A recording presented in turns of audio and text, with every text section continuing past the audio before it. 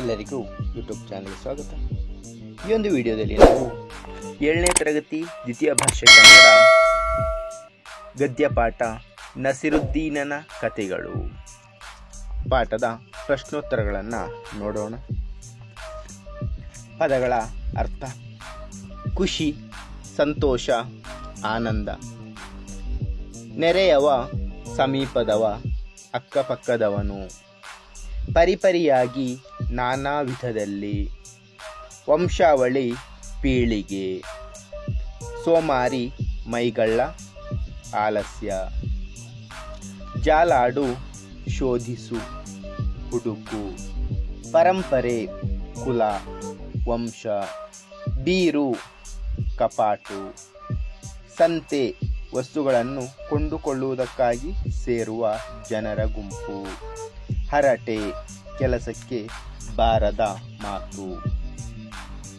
ಕೆಳಗಿನ ಪ್ರಶ್ನೆಗಳಿಗೆ ಒಂದು ವಾಕ್ಯದಲ್ಲಿ ಉತ್ತರಿಸಿರಿ.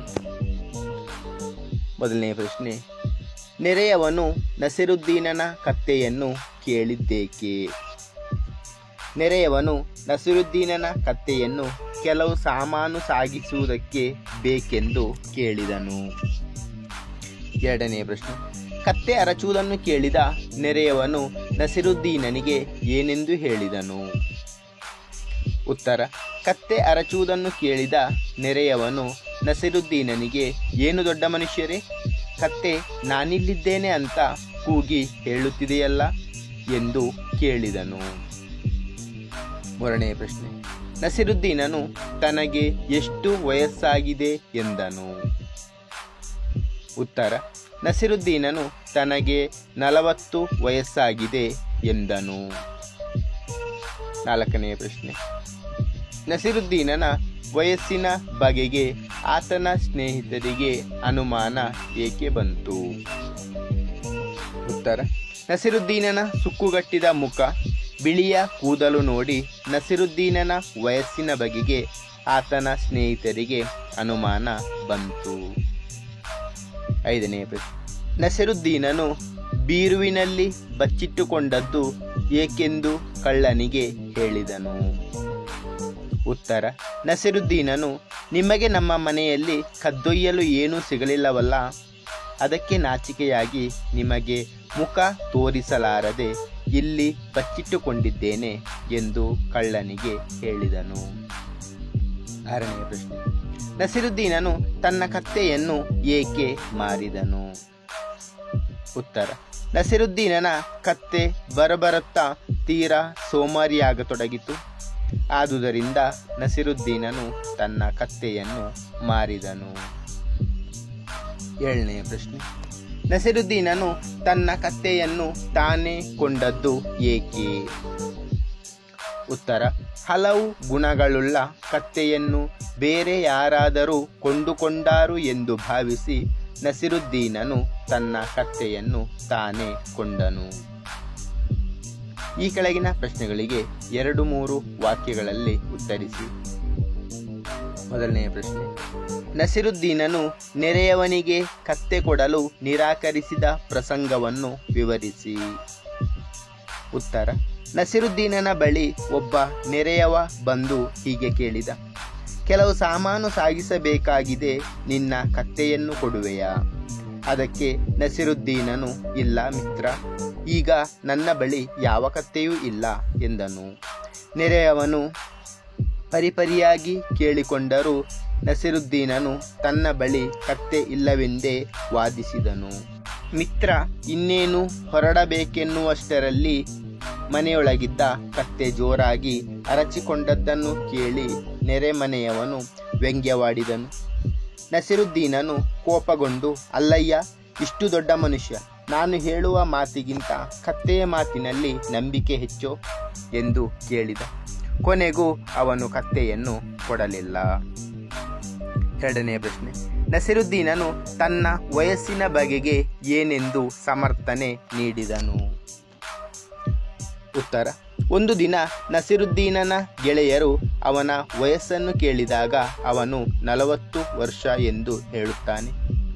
ಆದರೆ ಆತನ ಸುಕ್ಕುಗಟ್ಟಿದ ಮುಖ, ಬಿಳಿಯ ಕೂದಲು ನೋಡಿ ಅವನ ಗೆಳೆಯರಿಗೆ ಅನುಮಾನ ಬಂದಿತು. ಆಗ ಅವರಲ್ಲಿ ಒಬ್ಬ, 10 ವರ್ಷದ ಹಿಂದೆ ನೀನು ಇದೇ ಮಾತು ಹೇಳಿದ್ದು ನನಗೆ ಚೆನ್ನಾಗಿ ನೆನಪಿದೆ. ಈಗಲೂ 40 ವರ್ಷ ಎಂದೇ ಹೇಳುವೆಯಲ್ಲ ಎಂದಾಗ, ನಾನು ಆಗೊಂದು ಈಗೊಂದು ಮಾತನಾಡುವವನಲ್ಲ, ನನ್ನದು ಯಾವಾಗಲೂ ಒಂದೇ ಮಾತು ಎಂದು ನಸೀರುದ್ದೀನನು ತನ್ನ ವಯಸ್ಸಿನ ಬಗೆಗೆ ಸಮರ್ಥನೆ ನೀಡಿದನು. 3ನೇ ಪ್ರಶ್ನೆ. ಕಳ್ಳರು ನಸೀರುದ್ದೀನನ ಮನೆಗೆ ನುಗ್ಗಿದ ಪ್ರಸಂಗವನ್ನು ವಿವರಿಸಿ. ಉತ್ತರ. ಒಂದು ರಾತ್ರಿ 4-5 ಮಂದಿ ಕಳ್ಳರು ನಸೀರುದ್ದೀನನ ಮನೆಗೆ ನುಗ್ಗಿದರು. ದೂರದಿಂದಲೇ ಇದನ್ನು ಗಮನಿಸಿದ ನಸೀರುದ್ದೀನ್ ಬೀರು ಒಂದರಲ್ಲಿ ನುಗ್ಗಿ ಬಾಗಿಲು ಹಾಕಿಕೊಂಡ. ಕಳ್ಳರು ಮನೆಯನ್ನೆಲ್ಲ ಜಾಲಾಡಿದರು, ಏನೂ ಸಿಗಲಿಲ್ಲ. ಆದರೂ ಕಳ್ಳರು ಬಿಡಲಿಲ್ಲ. ಏನಾದರೂ ಸಿಗಬಹುದೆಂದು ಪುನಃ ಮನೆಯನ್ನೆಲ್ಲ ಹುಡುಕಿದರು. ಒಬ್ಬ ಕಳ್ಳನಿಗೆ ಬೀರು ಕಣ್ಣಿಗೆ ಬಿತ್ತು. ಖುಷಿಯಾಯಿತು.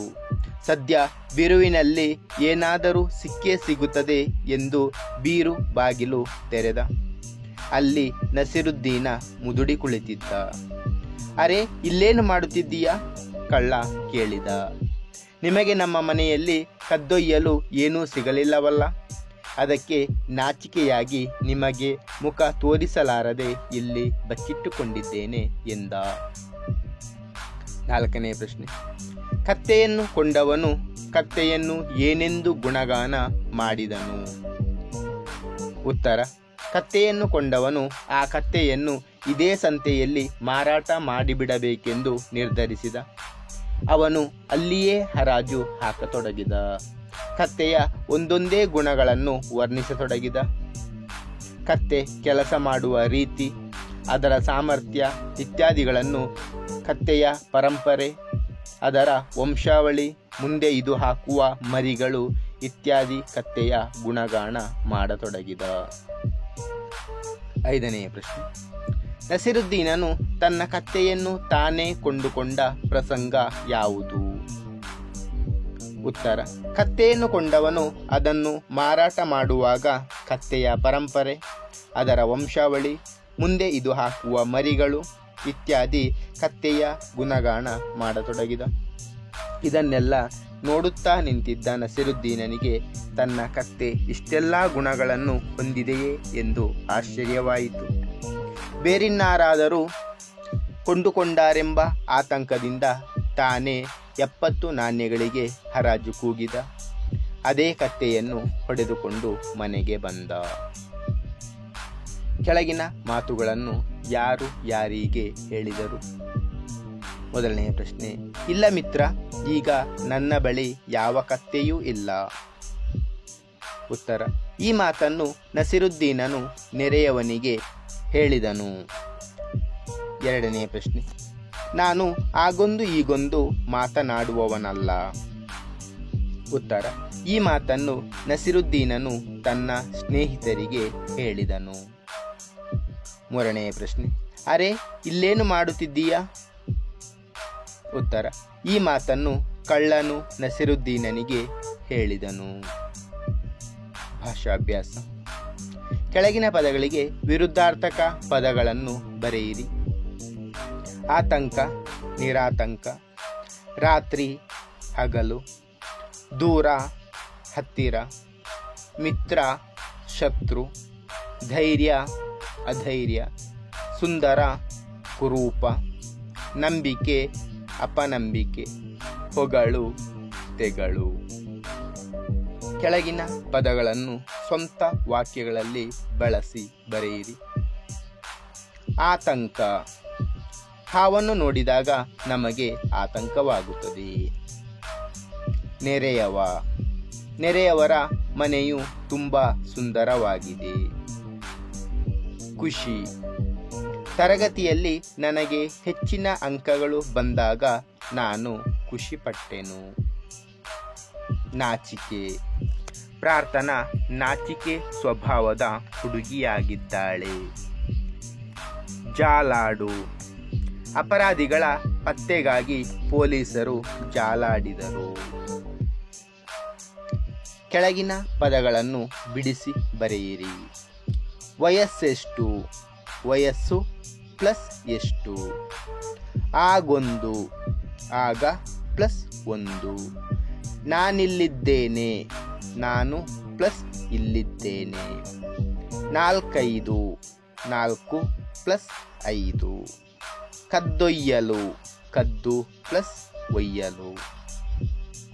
ಕೆಳಗಿನ ಪದಗಳಿಗೆ ಸಮಾನಾರ್ಥಕ ಪದಗಳನ್ನು ಬರೆಯಿರಿ.